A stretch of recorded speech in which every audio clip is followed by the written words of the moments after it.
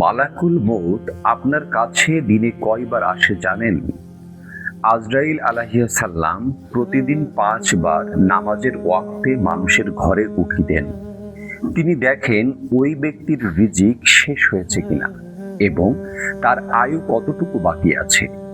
যখনই হুকুম হবে তিনি ১ সেকেন্ডও দেরি করবেন না। মৃত্যু আমাদের কত কাছে তা কি আমরা জানি? মালাকুল মউত প্রতিদিন ৫ বার আমাদের খোঁজ নেন, শুধু আদেশের অপেক্ষায় আছে। আমরা কি সেই মুহূর্তের জন্য প্রস্তুত? হে আল্লাহ, আপনি আমাদের হেদায়েত দান করুন, আমিন। এক ওয়াক্ত নামাজ বাদ দিলে ২,৪৮,০০,০০০ বছর জাহান্নামের ভয়াবহ আগুনে পুড়তে হবে।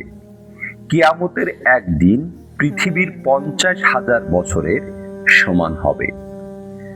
ফজরের নামাজ বাদ গেল তো চেহারার নূর চলে গেল, জোহরের নামাজ বাদ গেল তো সম্পদ চলে গেল, আসরের নামাজ বাদ গেল তো যৌবন চলে গেল, মাগরিবের নামাজ বাদ গেল তো সব ক্ষমতা চলে গেল, ঈশার নামাজ বাদ গেল তো শান্তির ঘুম চলে গেল।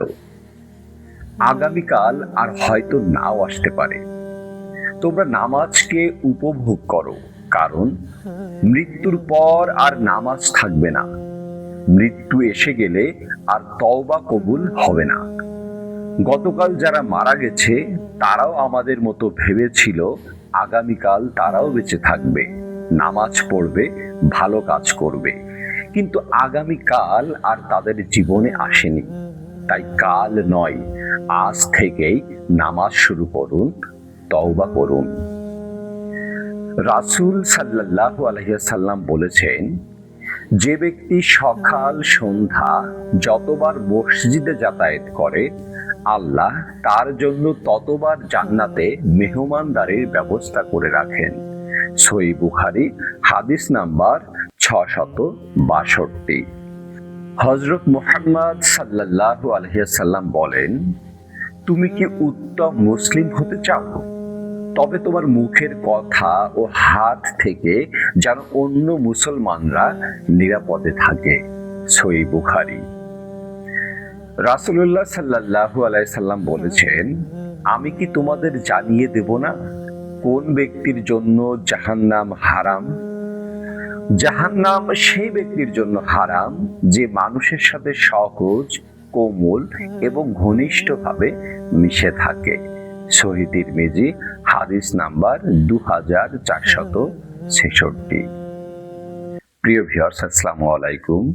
আমি মোহাম্মদ আব্দুল জলিল। আমার ইউটিউব চ্যানেলের নাম ইসলামিক জোন। আমার এই ভিডিওটি যারা দেখেছেন তাদেরকে আন্তরিকভাবে স্বাগতম জানাচ্ছি। আপনারা সবাই ভালো থাকুন, আল্লাহ তাআলা আমাকেও ভালো রাখুন, আমার জন্য দোয়া করবেন, আমিও আপনাদের জন্য দোয়া করি। ভালো থাকুন, সুস্থ থাকুন। আসসালামু আলাইকুম ওয়া রাহমাতুল্লাহি ওয়া বারাকাতুহু।